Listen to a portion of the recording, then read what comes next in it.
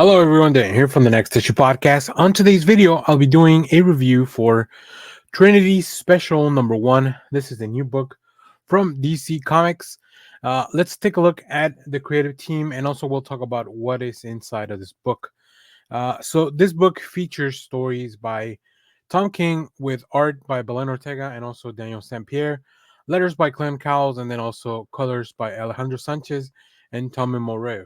So this book is actually a collection of some of the Trinity stories, some of the Lizzie stories that we have already seen in the backs of different titles across the Wonder Woman line, but also we have a new story. So in this issue, the first appearances of DC's breakout character collected, featuring a brand new story from the Wonder Woman team of Tom King and Daniel St. Pierre, featuring DC's brightest new star Trinity. Discover Lizzie's earliest adventures as she takes the world of heroes by storm, reprinting the character's first appearance alongside hilarious tales from the Little Amazon and the Super Sun babysitters. The special will be an instant classic for fans old and new, plus a brand new story from the all-star creative team behind the current Wonder Woman title that will tease the future of Diana's daughter. So this is, I think, great that DC is reprinting stuff like this, and also including something new. Now, I completely understand if you have already read and bought the Wonder Woman issues and the Wonder Woman 800 issue and all the stories that are collected in here. I would understand if you were not like if you don't want to purchase an additional book just to get a bunch of material that you've already read. But it is nice to have the stories together back to back. They actually read very well. I'm a big fan of Belen Ortega, so we get a new cover by her. We also get a bunch of really cool variant covers. You'll see some at the end of the video. But like I said, I completely understand the hesitation of anyone to purchase this book, seeing as how it really is made up of a lot of material you probably have already read. Now, if you're a collector, like I said, you probably want this. The story that is new in this issue, it's also very well done. It's a really nice parallel between Diana growing up and Lizzie growing up, and how they have different relationships with their, the respective mothers. So that's a lot of fun. So if you haven't read the stories by Belen Ortega, let me give you a quick preview of some of that art. Um, I love Belen Ortega's style. I think it's very stylized. The characters have very big expressions. Belen Ortega has done manga in the past, so you can definitely feel some of that influence. But I just love the approach of the more light-hearted stories that we're seeing with a younger Lizzie, with John and Damien, kind of like as the super babysitters. Because how do you babysit? The daughter of the queen of the Amazon. So really fun stuff. I love the troubles that they get into. They're both things that happen to be adventures. Then you get these really nice, cute moments like Damien teaching Lizzie how to tie her shoes. But also remember that Damien was raised by the League of Assassins. So, like, who taught him how to tie his shoes? Like, what is the technique? Like, just all those little touches, I think, are really, really fun.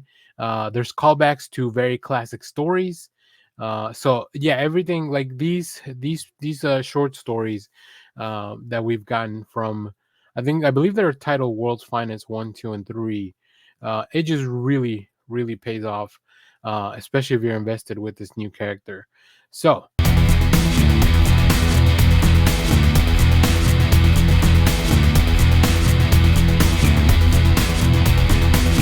hello everyone, Dan here from the Next Issue Podcast. On today's video, I'll be doing a review for Titans Beast World number 6. This is the conclusion to this event that has been plaguing the DC universe. Let's talk about the creative team.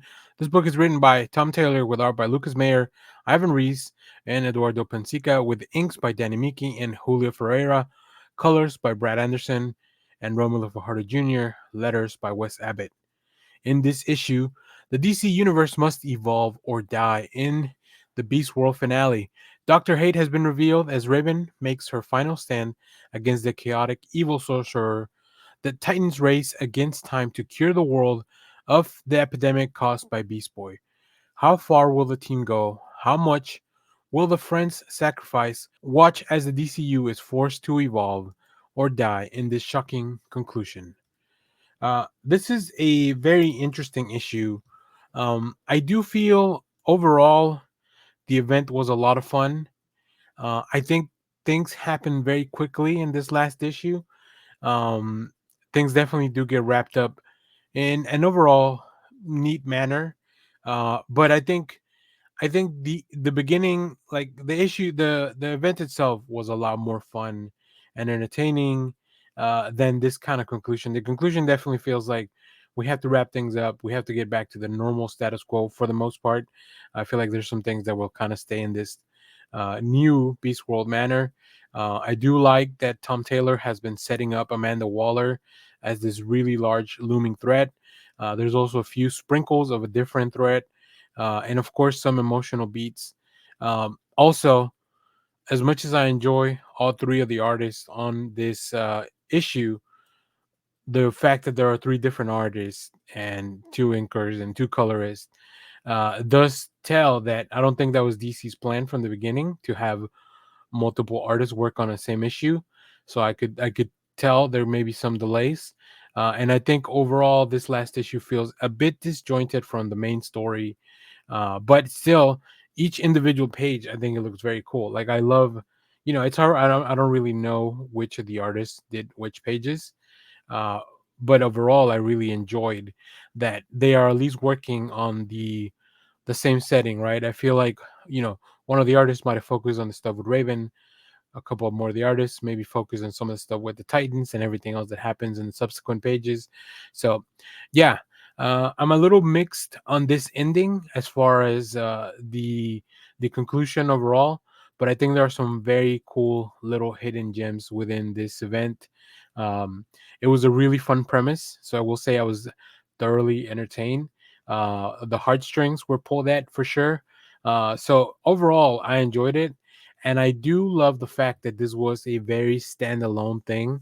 It didn't really fully involve a lot of the other series. It really kind of only focused on the stuff that Tom Taylor's writing, which included the Titans book, and one of the issues of Nightwing. So,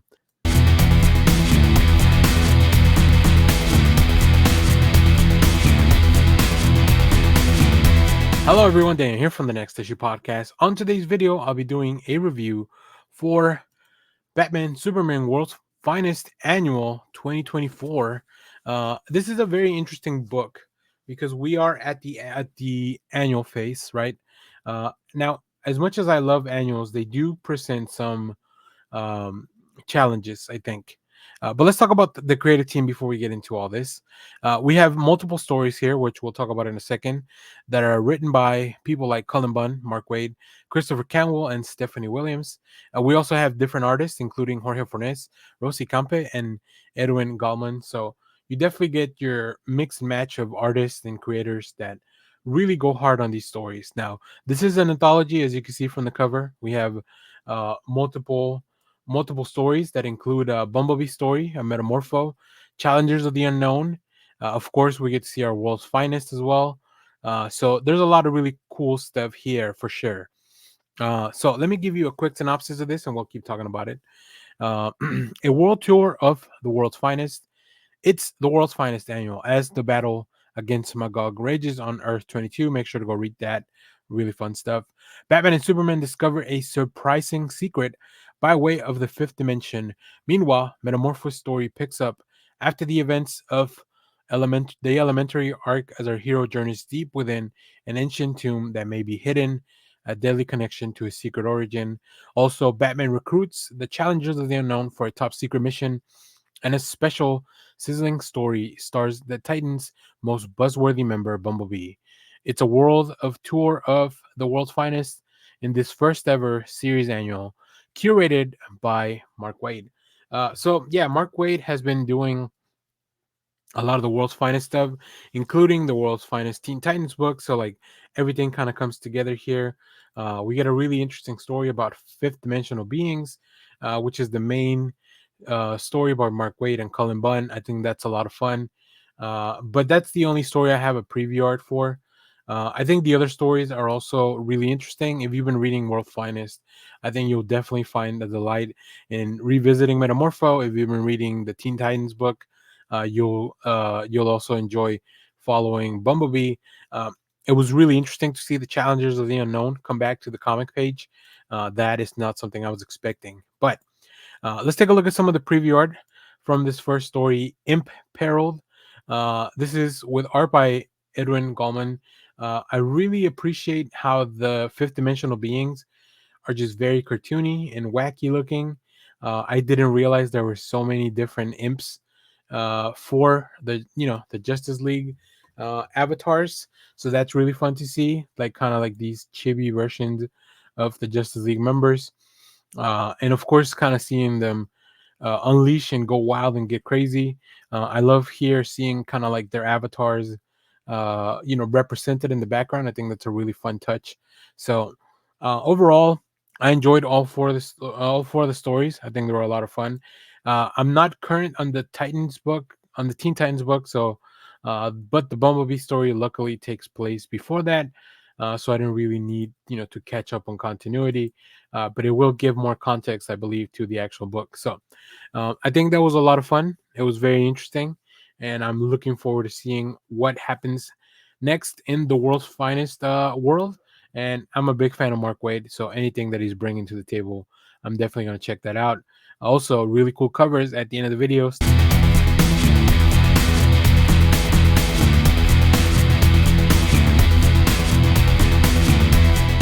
Hello, everyone. Daniel here from the Next Issue Podcast. On today's video, we're going to be talking about Batman and Robin Annual 2024. We'll do a full review of that. But before that, let's take a look at the creative team. This book is written by Joshua Williamson with art by Howard Porter, Ryan Barreto on colors, letters by Steve Wantz. We also have multiple covers, which you can see some of those at the back in the end of the video. In this issue, Camping Chaos for the dynamic duo, father and son road trip. Batman and Robin have gone through hell the last few months, so Bruce decides to take Damian on a camping trip to Bond. But as they try to enjoy the great outdoors, they find a different kind of hunting ground, one that hunts the most dangerous game. Trapped and cut off from their weapons and backup, Batman and Robin must use their surroundings to hold off and take down some of DC's deadliest mercenaries. Um, what a fun idea of just a father son road trip, camping trip, whatever you want to call it. And then also just making sure that we get to see that even in their time that that it's supposed to be about rest and having a more downtime, Batman and Robin just managed to get into all these shenanigans. uh, if you haven't been reading the main series, I think it's a lot of fun to really explore the dynamic between Bruce and Damian. But in this one, we just get a lot of really cool action. Howard Porter is a very dynamic artist, and you'll see some of that when we look at the preview art. And overall, just a really intriguing story. It's fun to see Damian and Bruce have to face enemies without their full arsenal, and just kind of figure out how to work together and how to avoid, being killed and hunted. So, and also the mystery of like who's hunting them, what's the reason behind that. So, let's take a look at some of the preview art. As I mentioned, big big dynamic movements just flush all across the page. I love Howard Porter whenever he does a full page like this in the middle. I find it to be a lot of fun. And also Josh Williamson's dialogue all throughout the fight is very entertaining. Like it really feels like they are using every single moment, whether it's downtime, whether it's catching these bad guys. Bruce and Damian continue to build and work on their relationship in their own specific manner, right? Um, and here you get to see the beginnings of the road trip after, I would say, a well earned rest, or so we think. So, yeah, it's really interesting that even Batman has to sometimes face traffic. And also, what do these guys do when they go on a road trip? Like, let's say even if the bad guys never showed up, how does that work out for them? So, very cool variants at the end of the video. Make sure to stay tuned for those.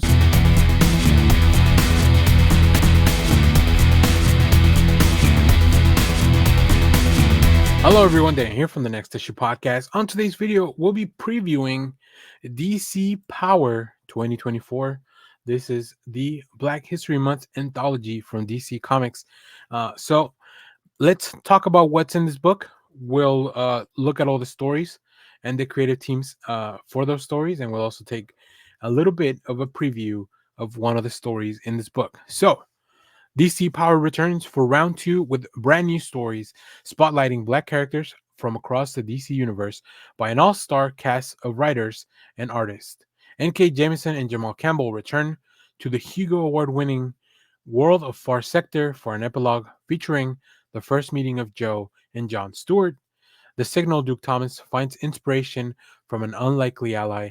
Chris Bazalin searches for purpose outside of being the Spectre, and Renee Montoya goes for guidance. Thunder and Lightning, Anissa and Jennifer Pierce cause sparks to fly at a community event crashed by the Condiment King. Raphael Ars learns the secret origin of Bloodwind. Val Zod of Earth 2 contemplates the balance between the pacifist philosophy and protecting the people of his universe. And Nubia, Queen of the Amazons, teams up with Mr. Mixoplitlr. All of these stories and more just in time for Black History Month. I will tell you this. The stories in this book are a lot of fun. Also, there's some really cool covers at the end of the video. So stay tuned for that. So let's take a look at some of the creatives behind these stories.